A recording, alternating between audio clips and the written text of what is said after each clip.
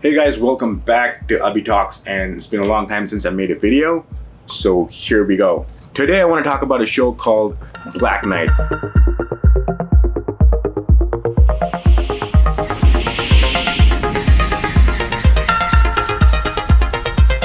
Black Knight is an action, adventure, sci-fi, futuristic, dystopian South Korean show, and it's not for everyone, but if you're a big Batman or a Judge Dredd fan, this is something to watch out for.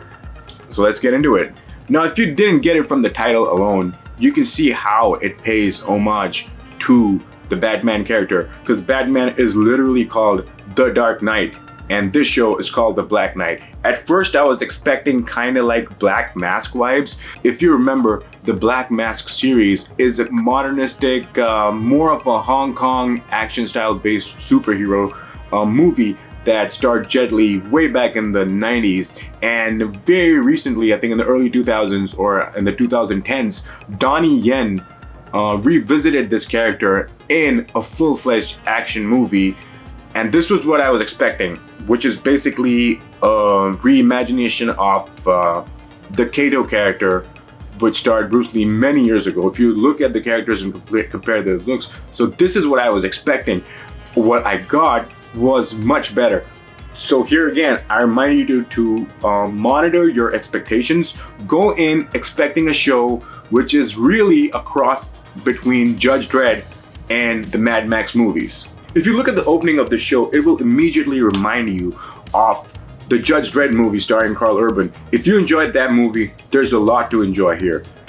The way the character is introduced, the way the world is introduced, the kind of background score that drives the narrative. It all fits really well into a Mad Max and Judge Dredd kind of a world. The budget of the show blew my mind.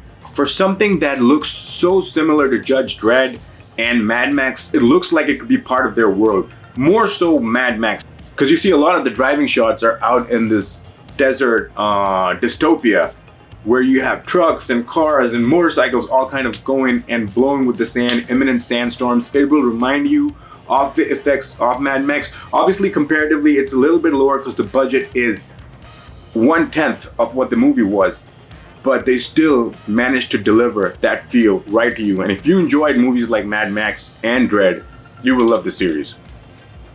Let's talk about story.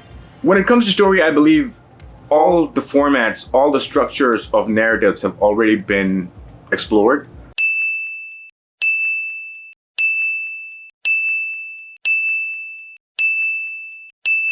There's no kind of story that we have left untold in cinema or series, but what Black Knight delivers in a predictable story format is the episodic breakdown. It is the pacing of the story that unravels in a way where you're like, oh, I know this is gonna happen, but then you're left with where like, oh, I knew this was gonna happen, but now I want to know what happens next. And that is the beauty of the show, which is only 6 episodes, so you can binge this in a single setting if you wanted to. Color grading.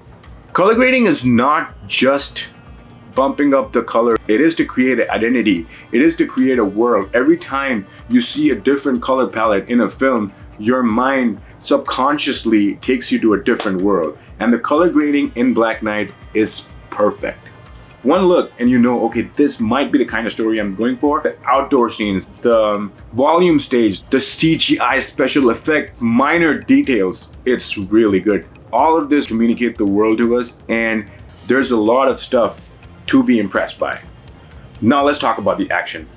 The action in this show is actually pretty fucking good. Over the years, judo, the art of judo, has been included more and more in cinema, because before The Raid and John Wick came onto the scene, people really never thought that judo could look good on screen. But judo is really effective because this is the only martial art in which you're beautifully throwing people around.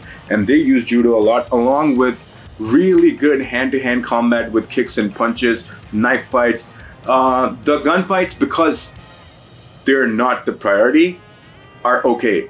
But I can promise you, you have really good hand-to-hand combat and the exploration of judo, which is just one of my favorite martial arts. The lead, Kim Woo Bin, stars as the delivery man, and He is known by his name 5'8". All the delivery men don't have names in this dystopian society. Like, to be a delivery man, first of all, is a big honor. So once you're a delivery man, people know you're some sort of badass. But 5'8", played by Kim Woo Bin, he is the baddest of delivery men. And this is established way earlier in the beginning about how he takes out a band of fools, just slamming them, throwing them around. Looking at him immediately gives me an anime Bruce Wayne kind of vibe, and I don't think it's unintentional, because if you look at older comic book renditions or even anime comic book renditions of Bruce Wayne Batman, it looks a lot like how they made Kim Woo Bin look in all the shots where he doesn't have his hoodie on or his cap on. But his delivery man outfit is his Batman suit, and it's so cool because he never gets out of it. The last really good part that I like about the show is that it is 6 episodes and it is a complete story. Now look, we have now learned... The royal we. We have now learned by watching unlimited TV shows that you can always extend and expand continuous season. You don't really need to have a cliffhanger or any kind of continuing story. You end one story, you can move on to the next.